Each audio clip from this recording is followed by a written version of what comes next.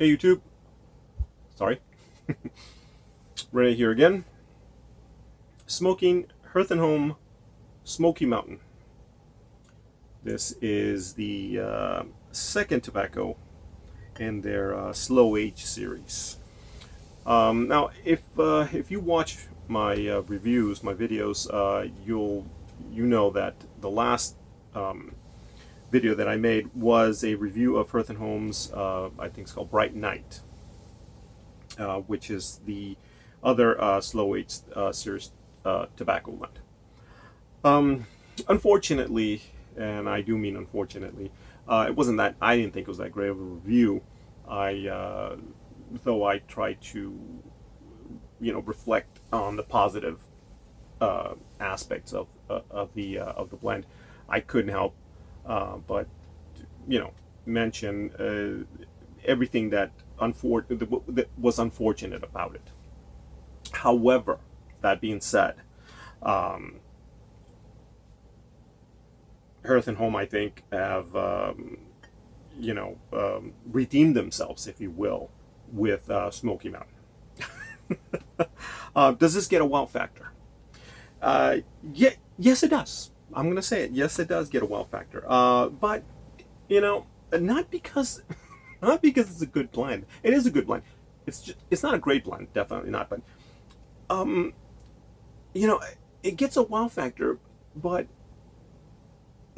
not because of like I said, not because of how good it is. It is good, but because of the way it worked, the way the tobaccos here work. Now, going into this, I feared, sort of, in a matter of speaking, I guess I could say I feared that it was going to be the same as the other tobacco, simply because it's Hearth and Home, and I find that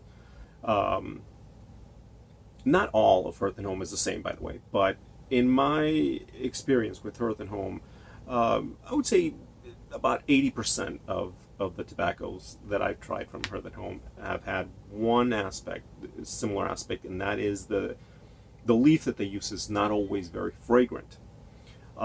So, in Bright Night, I think that's one of the things that I found that sort of did not allow it to stand out. And so that's kind of what I feared here with Smoky Mountain. And I got to be honest, it is the case. That is the case here. But because of what this is, I think it works to its advantage.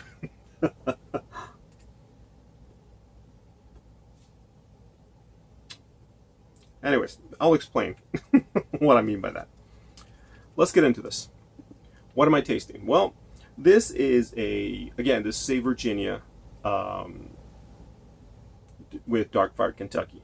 It's a pressed cake, not very pressed.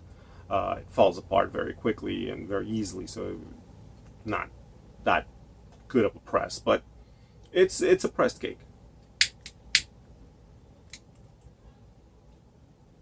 Now, what you taste here, at least what I'm tasting, is I'm definitely tasting that Virginia, and I'm tasting the dark fire Kentucky. I think this is why I like this. Now, because the leaf here is not very fragrant, this makes it a very light dark fire Kentucky blend.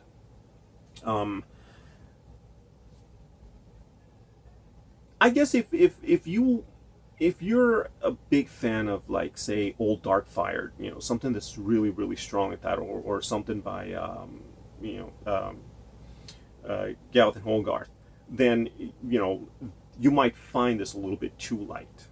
But I don't think anybody will find this blend, and that's very important.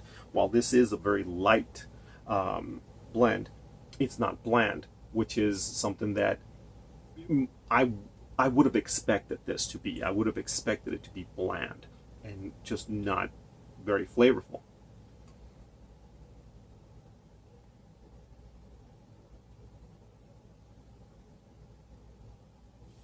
This, it keeps turning out, is very flavorful.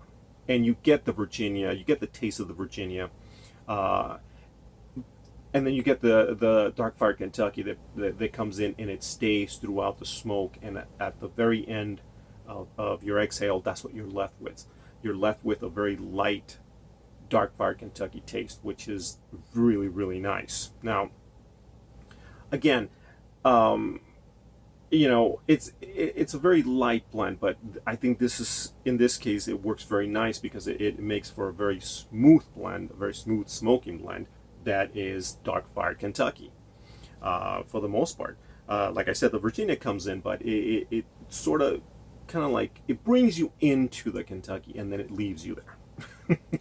And that's what I love about this, is that that's what you end up with, where normally everything would burn out and you'd probably end up with nothing. And not in this case. In this case, though a little bit on the light side, it still has enough flavor to definitely make it very enjoyable. And at least for me, I enjoyed smoking this very much.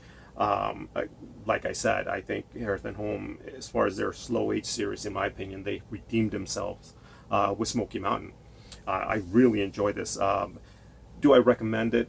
I actually do recommend it, and especially to those of you who are maybe just starting out with trying to smoke dark fire Kentucky, and maybe you find it a little too harsh, a little too strong.